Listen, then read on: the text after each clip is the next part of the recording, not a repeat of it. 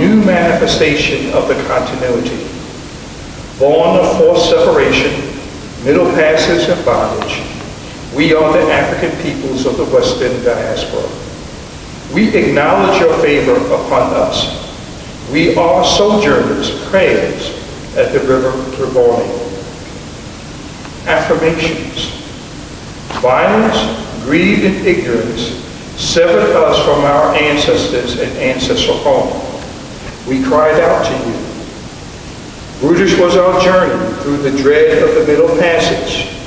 Oh, we cried out to you. You covered our pain with mercy.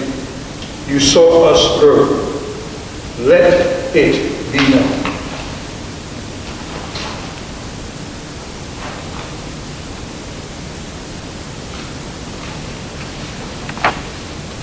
Lust and exploitation killed our freedom and devoured our offspring. We endured in your presence. Vehemence buried our humanity, soiled our bodies, and tortured our souls. We found you in our supplications and songs.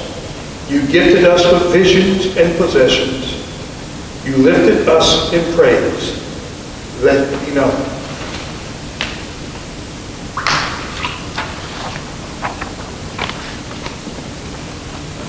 Supplications. Bless our prayers and meditations. Let it be so. Bless our ancestors. Here we call the names of our ancestors. I'll say Hattie and Leona and Mama and David. You can call your ancestors as well. Angela and Cornelia. Sandy. Bless our families and communities. Let that be so. Bless our plantings, our work and creativity. Let it be so. Bless us so we may be kind, generous, and loving. Let it be so. And bless us so we may never forget. Let it be so. In your name. And that concludes our libations. And I have greetings. Well, you know, it's a Saturday night, and I want to thank you all for coming out and spending some time at Wilbur Still Hall. I'm talking to Bennett Belcher, so I don't need to tell you anything about this building. But one of the things that we've been trying to do over the past 2 years is bring different and creative art expressions to the gallery. In addition to showing the college's art collection, we're also trying to showcase other art that's consistent with the mission and the heritage of the college. We're not going to get too wild. We're not going to have things streaming from the ceiling, but we want you to continue to support us as we move on this journey of providing art and providing this type of exposure for our students and our community. And we want to thank you all for being here. This exhibition will be up through commencement week.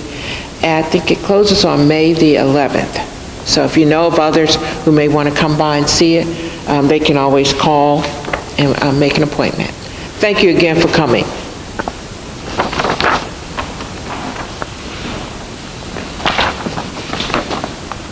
Our sister, Deborah Barnes. Thank you. Could not be with us tonight. She has a sinus infection, and he says, please, we love you, but stay away. Right? And so for the occasion, I thought that I would read a poem by Margaret Walker, the poem For My People, and you're probably familiar with it, but I think it says what needs to be said for the occasion. So if you will indulge me for a moment, a few moments. For my people.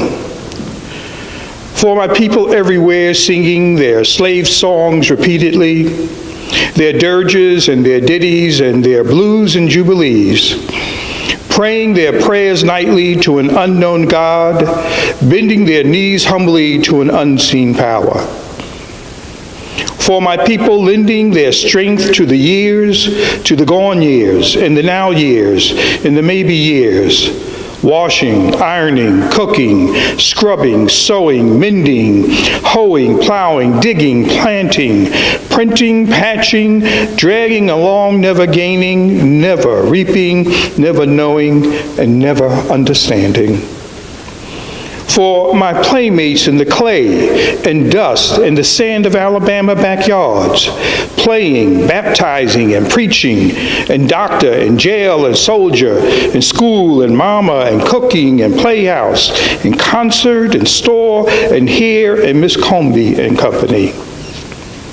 For the cramped, bewildered years we went to school to learn to know the reasons why and the answers to, and the people who, and the places where, and the day when, in memory of the bitter hours when we discovered we were black and poor and small and different, and nobody cared, and nobody wondered, and nobody understood.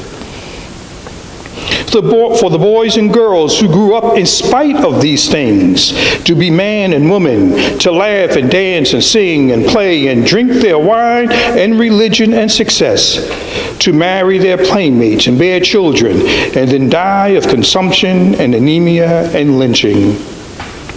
For my people thronging 47th Street in Chicago, and Lenox Avenue in New York, and Rampart Street in New Orleans, lost, disinherited, dispossessed, and happy people filling the cabarets and taverns and other people's pockets, needing bread and shoes and milk and land and money and something all our own. For my people walking blindly, spreading joy, losing time, being lazy, sleeping when hungry, shouting when burdened, drinking when hopeless, tied and shackled, and tangled among ourselves by the unseen creatures who tower over us omnisciently and laugh. For my people, blundering and groping and floundering in the dark of churches and schools and clubs and societies, associations and councils and communities and conventions, distressed and disturbed and deceived and devoured by money-hungry, glory-craving leeches, preyed on by facile force of state and fad and novelty, by false prophet and holy believer. For my people standing, staring, trying to fashion a better way from confusion, from hypocrisy and misunderstanding, trying to fashion a world that will hold all the people, all the faces, all the Adam and Eves in their countless generations. Let a new earth rise, let another world be born. Let a bloody peace be written in the sky. Let a second generation full of courage issue forth. Let a people loving freedom come to growth. Let a beauty full of healing and strength, of final clenching be the pulsing in our spirits and in our blood. Let the martial songs be written. Let the dirges disappear. Let a race of men now rise and take control. Margaret Walker. That is our occasion.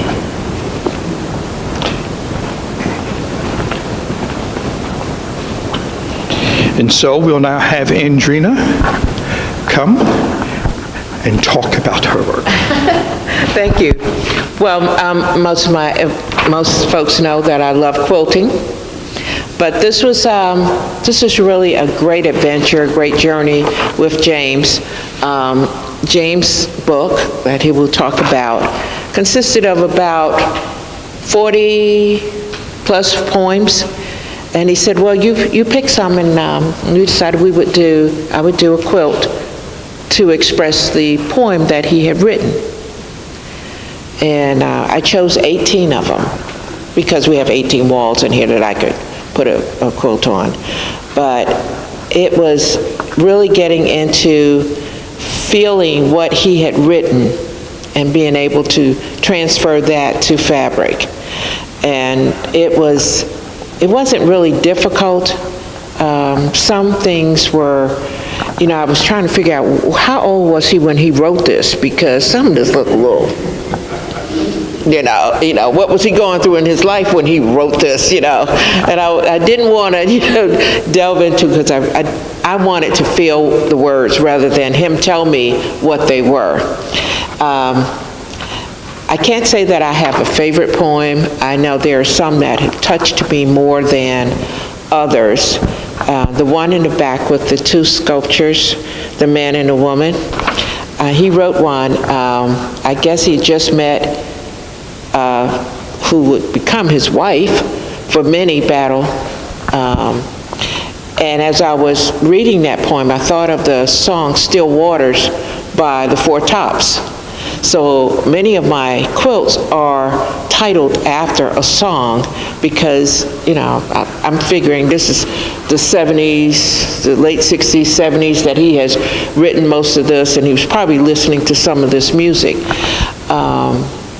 But that one in the back is dedicated to his wife, his now wife, Minnie Battle Mays. The other one that was real touching for me was the one here, the one with the very long title. I don't know him.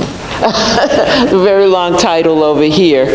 But it's the one that depicts the assassination of individuals in this country. And I thought it was important to also remember the 4 little girls in Birmingham. The fact that women were also hung. You always see pictures of black men being hanged, but there were also women hanged, and I wanted to bring attention to that. And also Sandy Smith, who was an SGA president at Bennett College, and she was killed during the Klan, is it a revolt, massacre down the street at Morningside Homes. It was fair to, I thought it was appropriate to remember her. And folks, Sam Cooke, well, if you have been following the documentaries, they're now saying that Sam Cooke was really assassinated because he had become very vocal in some of the things he was saying and doing. So I wanted to put that in. This quilt is actually made of t-shirts that I got from Goodwill.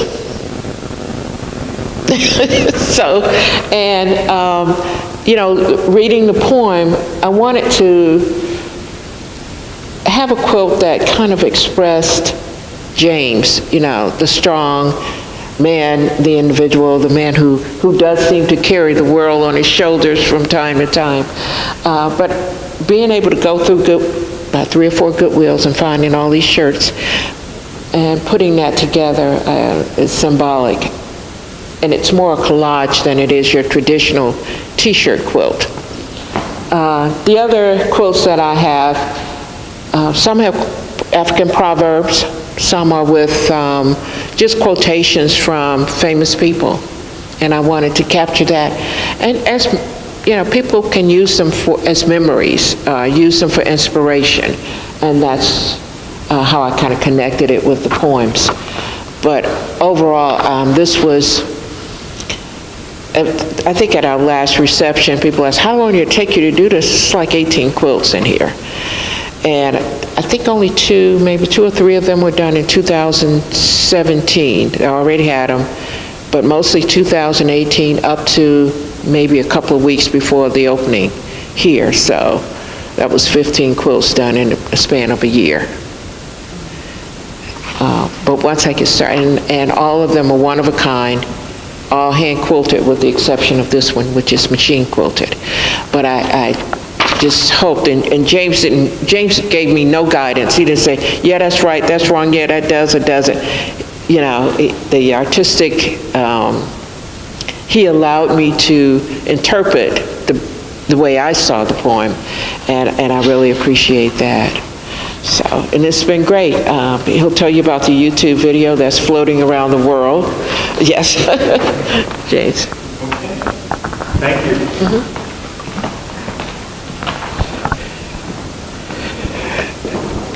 you. I was asked what started me to write. And my first observation is that I was invited to a poetry reading.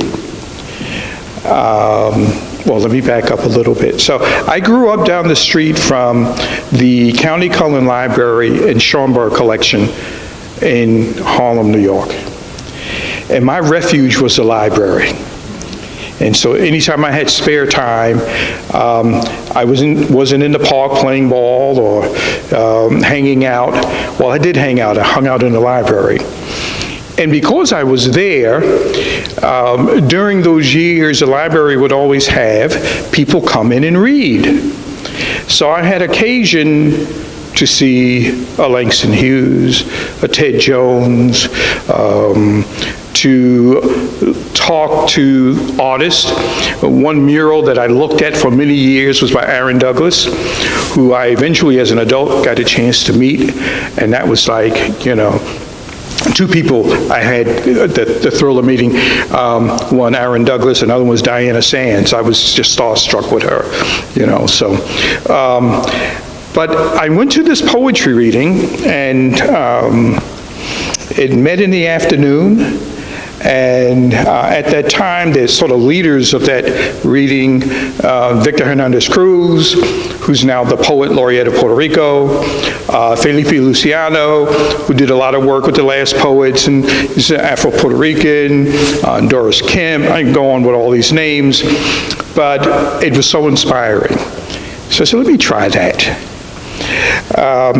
And I worked at it. The other inspiration came from my mother, who's a very literary person, and sort of the opposite of my father, who is very physical.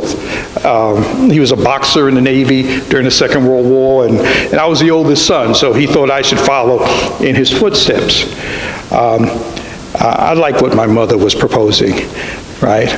Writing and reading seemed a better choice than boxing, being hit, or trying to not be hit. So I took it up, and I started following all the different readings and circles and events, and eventually I think I got to develop a little competence at it. But it was also therapeutic. I managed to get some things published.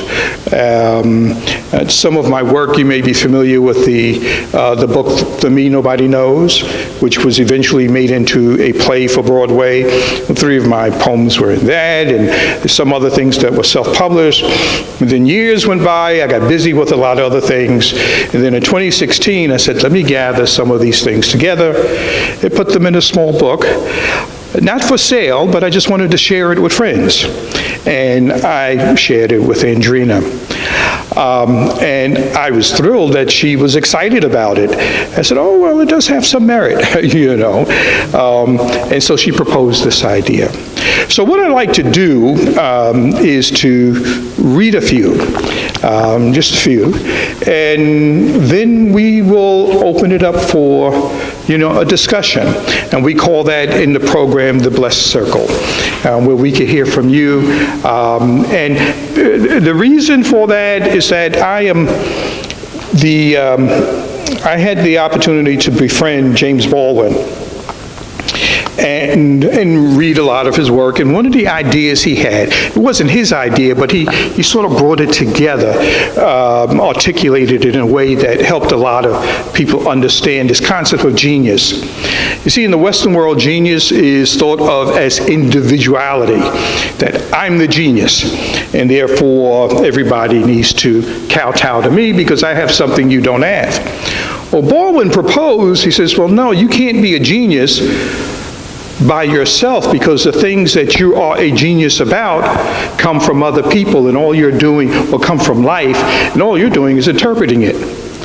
And when you interpret it, you're giving it back, and it's give and we take. It's kind of like the call and response, on Sunday. And so I believe that. I believe in that concept of genius. And so not that I'm suggesting that I'm a genius, but merely suggesting that what I'm about to offer you is what was given me. And so this is my way of recycling it. So, again, I ask you for your indulgence. So because I am here, I used to go to the Rotary meetings here on Bennett campus. And when I was president of the Rotary Club, I would stand up and say, I'm standing on sacred ground. And because I'm standing on sacred ground, this poem is for my sisters. It's called Blossom Soul.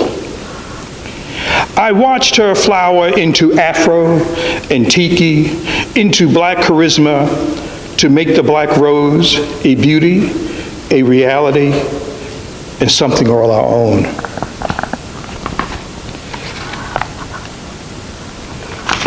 I have a poem here. It's not in this collection on the wall, but to give you a sense about what I just mentioned about my awakening. It's called Enlightenment 6667. 3 o'clock, library scene. Together people in semicircle, listen. Poets rapping wisdom and how to be. I infatuated by hip Franklin nomenclature.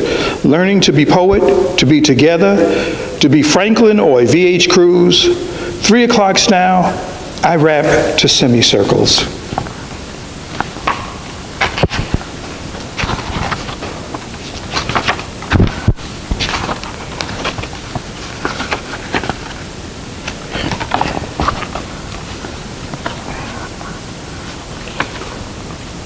This poem is titled 1:29:71, 1:25 a.m. And when you're young, you stay up all hours of the night, get inspired, sing, dance, or write. You get north of a certain age, your mode of operation changes a little bit. But this is the one in the back. If in thoughts of spring, I came to you in a different way, with those cold winter nights turned to sun, to morning, swirling days, times of sun, if I came to you. With the mellow sides take on me, you, our meaning, feeling of we. If I came, could you be there? Be mine's, ours, you, yours, and us, and oneness, huh? If I came?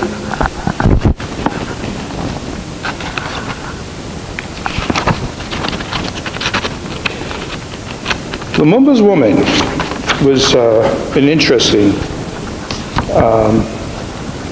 write.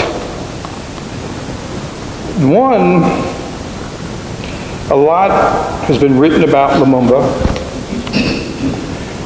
but Lumumba had a partner, and we wrote and talked and pontificated about how his presence and his transition, his death, affected the world politic. And I started thinking about his wife.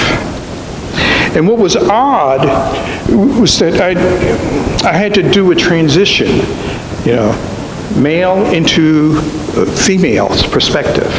I tried to imagine what she would be thinking. And if you read the story about how he was seized and how they beat him and etc., and what was left when she finally was able to claim the body. And so that was an interesting way to kind of come out of myself, cross cultures, cross the Atlantic, and put myself in a moment and to imagine a few things. And this is what came out. She tries to see beyond his face into the rivers of his mind. She too wants to be refreshed. Her soul can sense the God he worships, and her spirit longs to submit. The sparrows fly over the mountains. She can breathe the fresh air, feel the dawn chills, and him journeying to a place called completeness. But he doesn't invite her. She longs to touch the children who dance in his mind, who play and chase blown leaves. She wants them to call her Dada. Yet, he lets them dance alone and cry for mothers which aren't there. She hears in his silence his voice speak of ancestors, queens and kings. However, his words are far away in some distant land called home, and he doesn't bring her to meet them. So she stares at his face, his closed eyes, and tries to understand that he is dead. Lumumba's Woman. And the poem with the long name, right? Long title. Let's see if we could find that.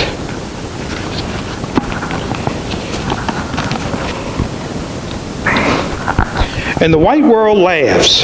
Black speakers responds to his audience. When black leaders die, how do they die? From bullets of mechanical white factories for deadly white guns, which are aimed at black people by dead white people with dead white minds, kill for white, kill just because they shoot must die, because they live, love, long to be black. When black leaders die, do they fade like images into nothingness? Do they? Did Medgar Evers disappear? Do they die in marches with their people behind them, so that they all die together, him and people, and him of the people as a person? Or are they hunted, singled out, and murdered on balconies, so that their blood doesn't touch the hands of their followers?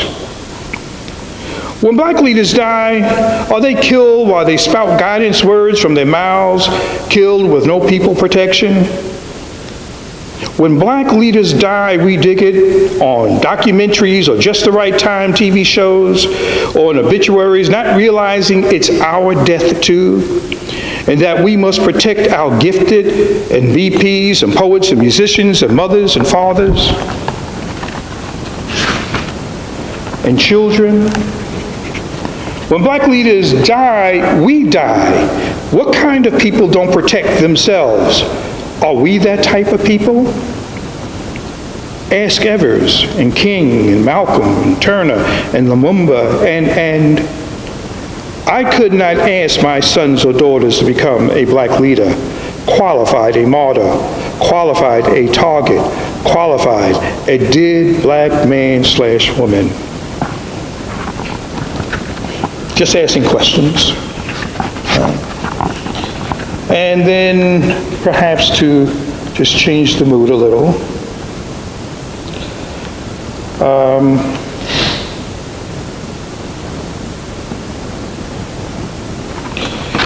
So I believe this one is among the collection. 1169. I hear music. Distant melodies are filtering into my soul. I hear music of drums, of flutes, of chanting voices, in village, in jungle, in shack, in ghetto. I hear music of people, the songs of love, the songs of sorrow, the forgotten songs like dreams which never, never, ever come in tomorrow. The music is constant, the forever.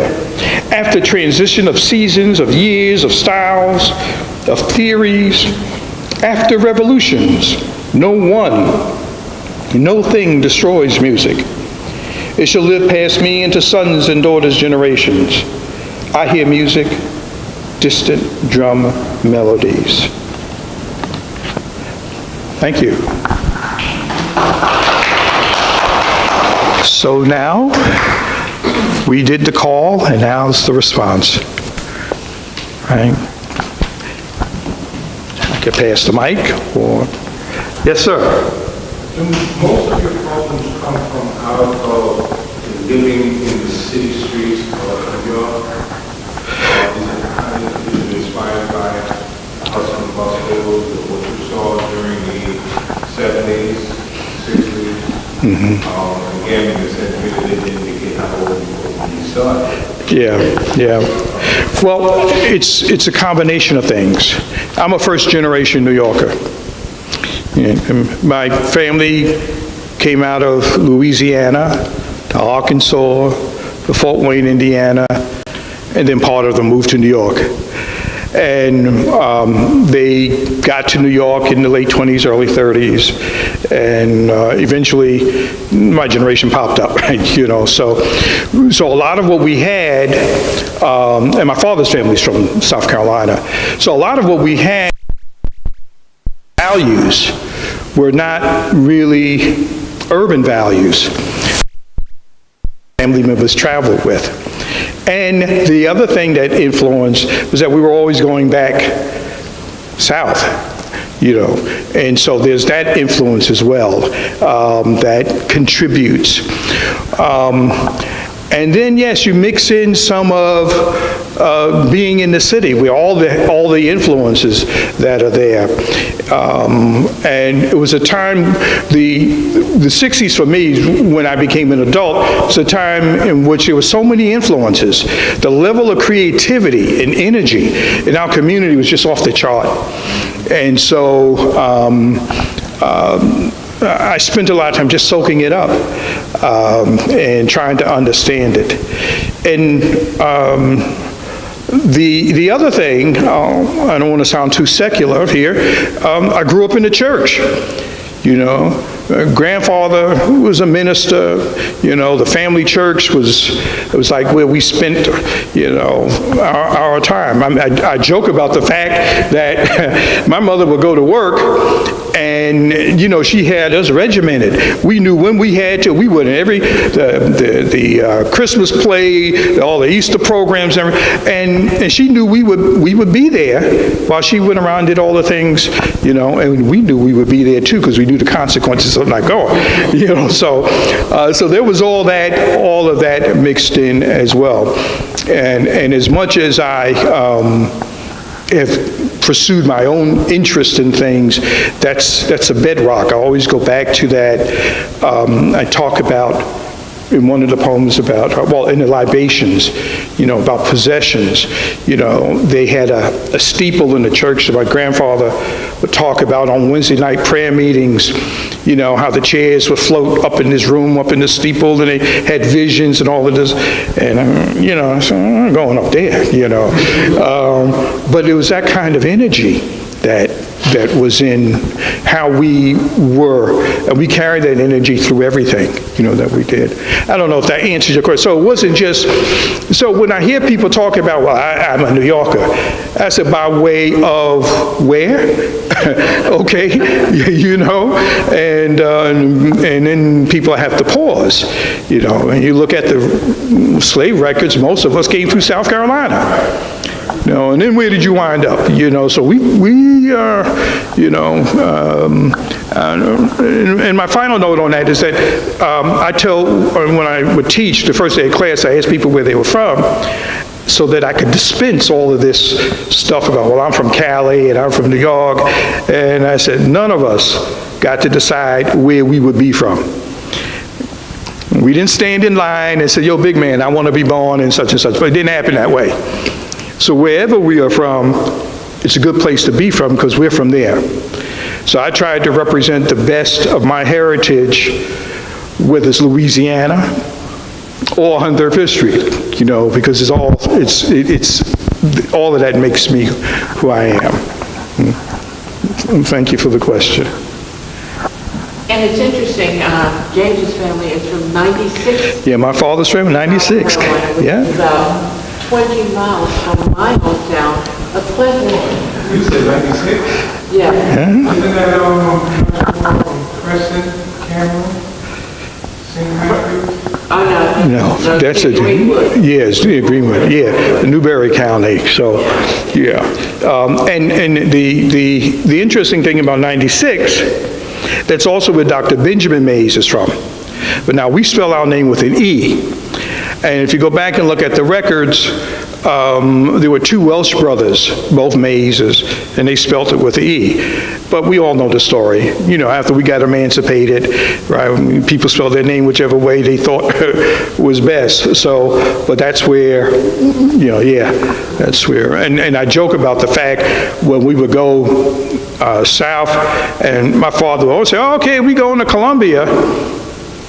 And Columbia would come and go, and, we looking like this, like, I thought we were going, and then you get out to the tobacco field, and, and you learn, well, no, this is where we're really going, because he had to go pay homage to, the elderly and the elders in his family, well, my family, as well, so.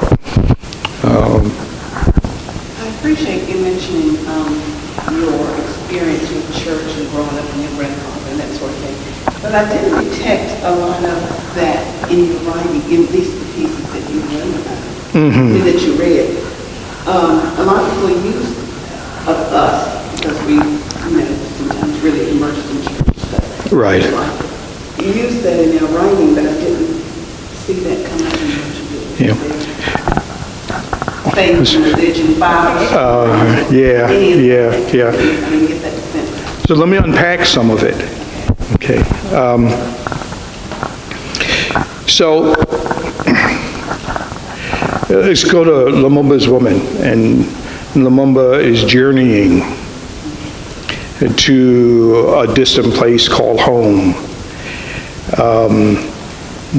We journey, our home is across the Jordan. It is sometimes this going home is, what I do is sometimes is abstracted. And people could think about their personal journey or another's journey or making that transition. A place called completeness, right? When we get home, I'm going to be complete. I'm not going to have all the troubles I had here. I won't want for anything. So I use the term completeness. And because that's what home really represents for us. Here in this life, we live in a fractured life. Somewhat like Parlance Dunbar when he talks about we wear the mask, where there's us, the real stuff of us, but how we have to live here, we have to mask ourselves. And when we go home, we lay down all our burdens, and we become who we really are. We can rejoice. And so I substitute these words that I think speak to those concepts. And understanding that, like in a libation, understanding that we do supplicate, and we have depended upon here I call creative spirit to be with us during the middle passage, to help us see visions. We believe in possession. That's in some of the writing. And possession this goes directly back to our ancestral origin, but is also a part of being, it's like the Pentecost, being filled with the Spirit, and rejoicing. I don't necessarily make it, as some people say, I don't necessarily put it where you can get it, where it's so obvious, but I put it there in an interpretive way, to always confirming that there is a home, there is a journey, and we are on that journey. So I don't,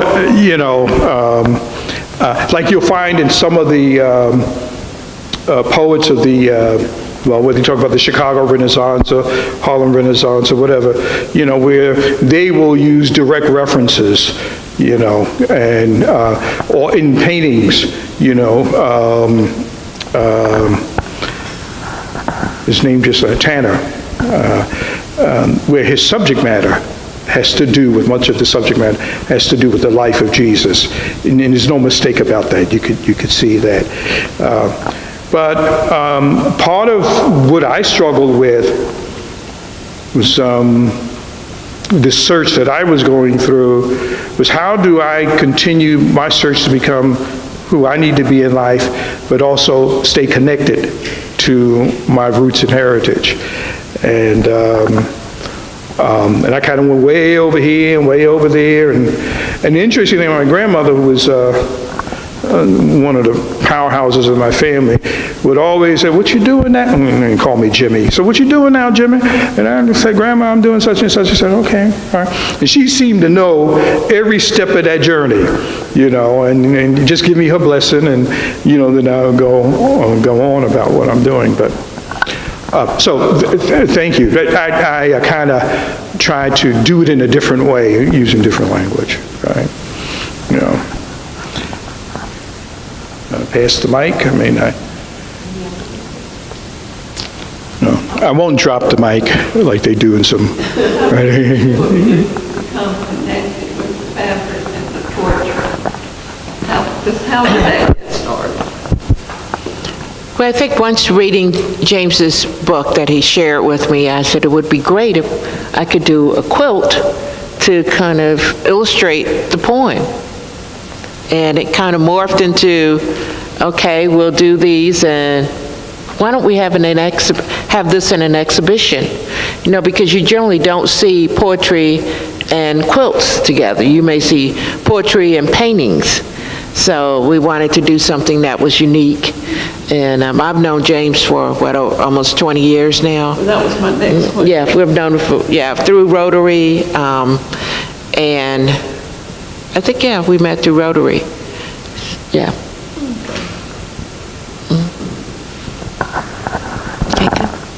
I have a question that kind of explains it a little bit. Andrea took her inspiration from the poetry, so it went in that direction, going first, and then she did the creation of quilt. Have you ever been inspired by looking at a work of art and then writing a poem based on, and it doesn't have to be quilting, but some other art form? Yes. Do I need this? Okay. I think there's several works of art that have inspired me, several artists. And I include in artists not only visual, but musicians, voice musicians and people acting. But the one that stands out most is, and I mentioned this earlier, when you walk into, like most communities, there was always the black library, that was for black folk, right? And so in my neighborhood, it was the County Cullen Library. And as you walked into the library, the wall facing you, the entire wall, was covered in a mural. And from I was fascinated with this. And it was done by Aaron Douglas. And it depicted, the best way I can interpret it, I would find different things in it as I grew older and looked at it, of people building and moving. And it was very dynamic. And I tried to capture that. In fact, it was Margaret Walker's poem, For My People, that really hit it on the head. And I didn't become familiar with that poem until '68, when they published this volume called Black Voices, which was an anthology of all of this work that I had not seen. I was just, in fact, the volume I'm reading from is the volume I got in 1968, and I've held on to it. It has all my notes and things. But I took a lot of inspiration from both that, and I had the chance to ask him about that, and so and confirm some of my interpretation. He's a very gracious, brilliant man. The other thing is that I love spirituals. I like gospel music too. But spirituals and work songs, they speak to me. So I draw a lot of inspiration from that. And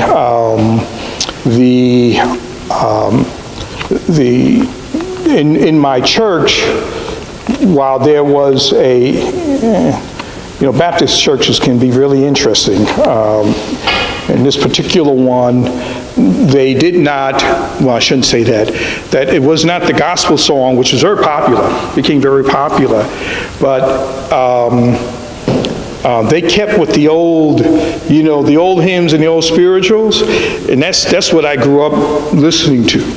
And so I, oftentimes when I'm thinking about writing, a lot of the phraseology, the terms and the structure of the language, that comes to mind.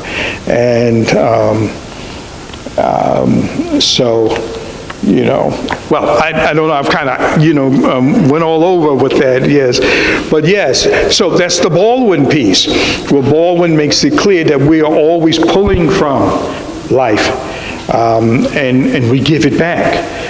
We're kind of reinterpreting it and giving it back and saying, this is what I see, right? And this is how this strikes me. And so, and it either resonates or it doesn't. So, so, have I spoken enough? Have I confused everyone yet? I thank you all. And we have carry-out trays.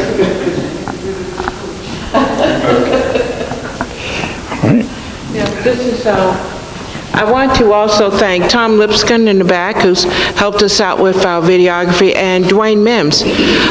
He was a photographer for the book that James and I were able to publish that depicted all of the quilts and the poems. It's called Sojourns, and he has a copy over there, and if you're interested in it now or later on, you can order the book. We have hardback and soft copy, yes. Finally published, I got to be this old and finally published, thank goodness. But I want to actually thank that. And we also have a YouTube video, and I will, if you're interested, Dwayne put together a YouTube that is being seen all over the world. And Tom, one of Tom's students, Tatiana, is that her name? Tatiana, yes. Kind of introduced the video. And it's exciting, and when I looked at it, I got chills, and I was like, wait a minute, I was in it.